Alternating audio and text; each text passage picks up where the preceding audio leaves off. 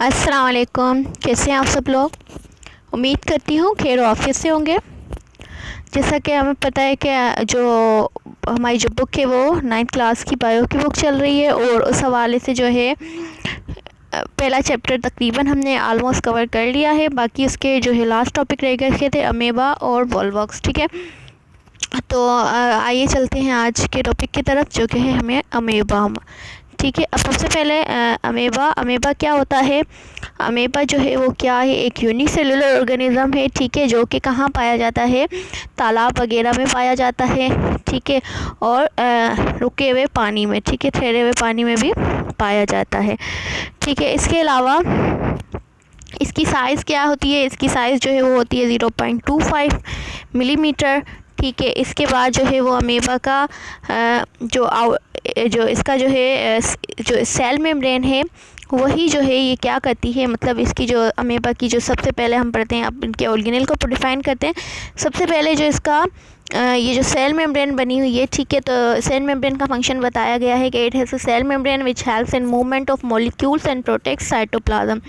ठीक है, मतलब इसकी जो सेल मेम्ब्रेन है उसके दो फंक्शन होते हैं। ठीक है, क्या क्या होते हैं कि मतलब इसको क्या करना होता है, ये मूवमेंट भी ये अपनी सेल मेम्ब्रेन के ज़रिए से ही करता है और इसके अलावा जो है वो साइटोप्लाज्म को भी प्रोटेक्ट करती है। मीन्स साइटोप्लाज्म के ऊपर एक कवरिंग है जिससे इसका साइटोप्लाज्म जो है वो प्रोटेक्ट रहता है। ठीक है, अब कैसे ये मूवमेंट में हेल्प करती है, देखें अमेबा का जो है वो कोई भी एक फिक्स शेप नहीं होती। अमेबा की कोई भी हम नहीं कह सकते कि इसका एक राउंड स्ट्रक्चर है या इस तरीके का स्ट्रक्चर है, क्योंकि इंडेफिनिट शेप है इसकी। ठीक है, क्योंकि इसकी जो है मतलब जिस तरीके से ये मूव करता है उस तरह से उसकी शक्ल बन जाती है। वैसे रेस्टिंग कंडीशन में इसकी शक्ल इस तरीके से पाई जाती है। ठीक है, अब जैसे ही ये मूव करने लगेगा, ठीक है, मिसाल के तौर पे ये अब मूव कर रहा है, इसको मूवमेंट करनी है, अब इसको इस तरफ जाना है।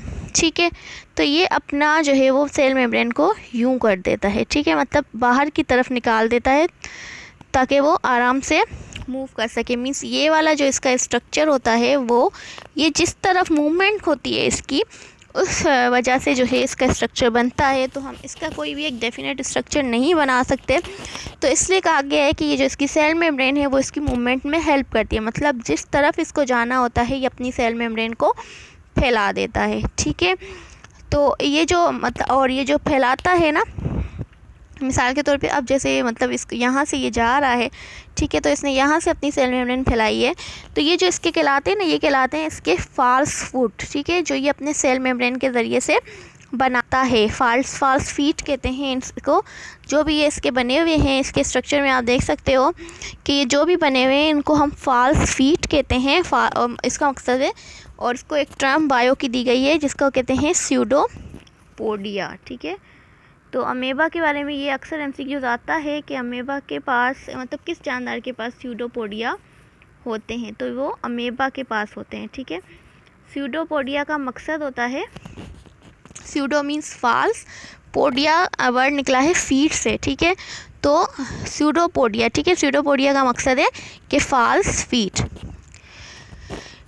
ठीक है, तो ये सारे इसके क्या कहलाते हैं, स्यूडोपोडिया कहलाते हैं, जो ये अपनी मेम्ब्रेन से बनाता है। ठीक है, उसके बाद आगे चलते हैं।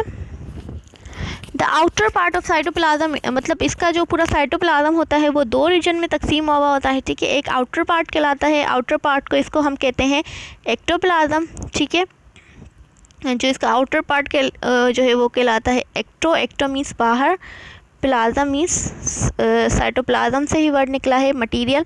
ठीक है, तो बाहर वाला मटेरियल उसको एक्टोप्लाज्म कहते हैं। वो किस शक्ल का होता है, वो देखें यहाँ से जो बिल्कुल आपको लाइट कलर का ब्लू नज़र आ रहा है, ठीक है, ये कहलाते हैं, इसको एक्टोप्लाज्म कहते हैं। ठीक है, अब ये जो है ये बिल्कुल क्लियर होता है, इसके अंदर कुछ भी नहीं होता, और ये कैसा होता है, ट्रांसपेरेंट होता है। ठीक है, उसके बाद इसको एक्टोप्लाज्म कहते हैं। ठीक है, and inner part is called endoplasm. और ये जितना भी अंदर मतलब आप देख रहे हैं जहाँ पे पूरा इसका न्यूक्लियस वगैरह ये सारी चीज़ें बनी हुई हैं, ये गोल गोल जितने भी बने हुए हैं सर्कल्स, न्यूक्लियस हो गया, एंडोप्लाज्म रेटिक्यूलम हो गया, फुट वैक्यूल्स हो गई, ये सारी चीज़ें जो आपको नज़र आ रही हैं जिस रीजन में, उस रीजन को हम कहते हैं एंडोप्लाज्म। ठीक है, एंडो का मकसद होता है इनर, और प्लाज्म जो है वो कहाँ से निकला है, किस वर्ड से, साइटोप्लाज्म से। ठीक है, मतलब मटीरियल। ठीक है। और अंदर का मटेरियल जो है वो कैसा होता है, अंदर का मटेरियल ग्रेन्युलर होता है, ठीक है। और बाहर यहाँ पे मेंशन नहीं किया हुआ, लेकिन अंदर का मटेरियल कैसा होता है, ग्रेन्युलर होता है, मीन्स दानेदार होता है कि उसके अंदर बहुत सारे पार्टिकल्स होते हैं, ऑर्गेनल्स होते हैं, ठीक है। और बाहर का बिल्कुल क्लियर होता है, एक्टोप्लाज्म, उसके अंदर कोई भी ऑर्गेनल नहीं होता।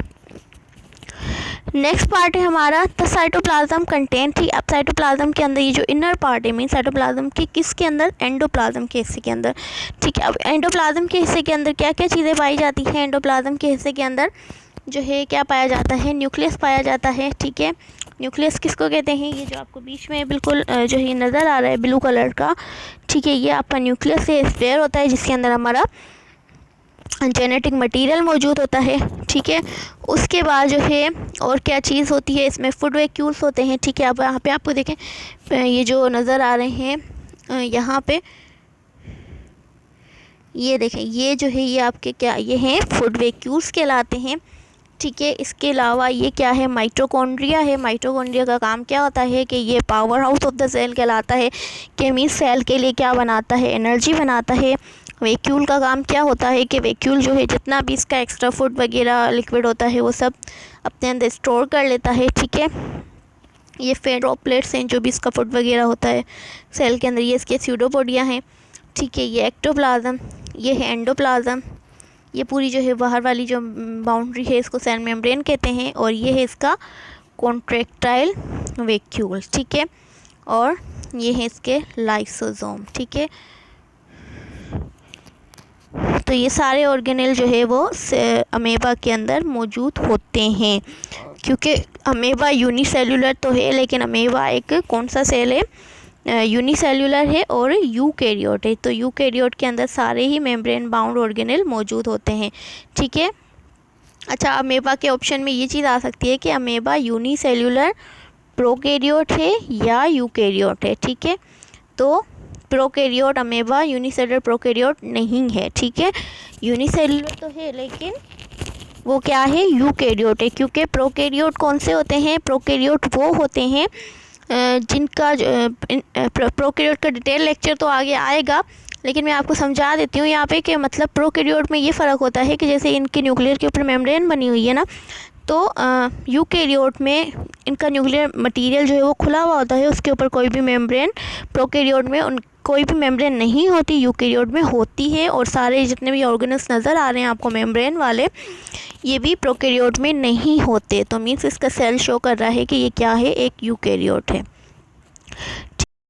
All over about amoeba, I hope कि क्लियर हो गया होगा आपको अमेबा, ठीक है। आपको पॉइंट्स कौन से याद रखने हैं अमेबा के बारे में, कि ये कौन सा है, ये यूनिसेलुलर यूकैरियोट है, कहाँ पाया जाता है, तालाब वगैरह में, पॉन्ड्स में और ठहरे हुए स्टेगनेंट वाटर में। साइज़ याद कर लीजिएगा इसकी 0.25, ठीक है। और इसकी रेगुलर शेप होती है, मीन्स कोई भी इसकी शेप नहीं, भी आपको बताया जिस तरह मूवमेंट करता है वैसी इसकी शेप होती है।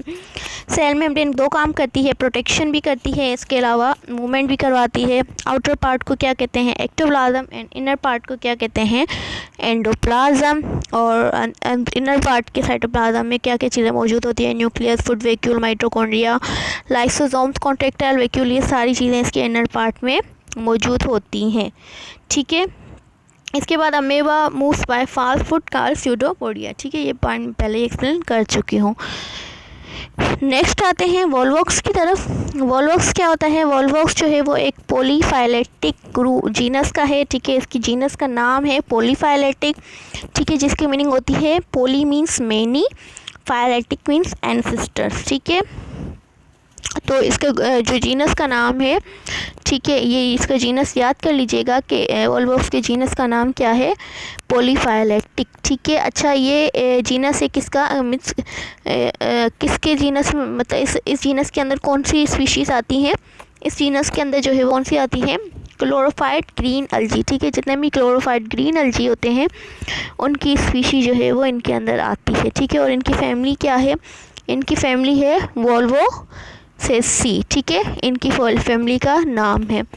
अच्छा, उसके बाद है, ठीक है, इसका ये याद कर लीजिएगा कि ये क्या है, कि ये ग्रीन कलर की एल्जी है, फैमिली का नाम याद कर लीजिएगा और इसके जेनस का नाम याद कर लीजिएगा, ठीक है।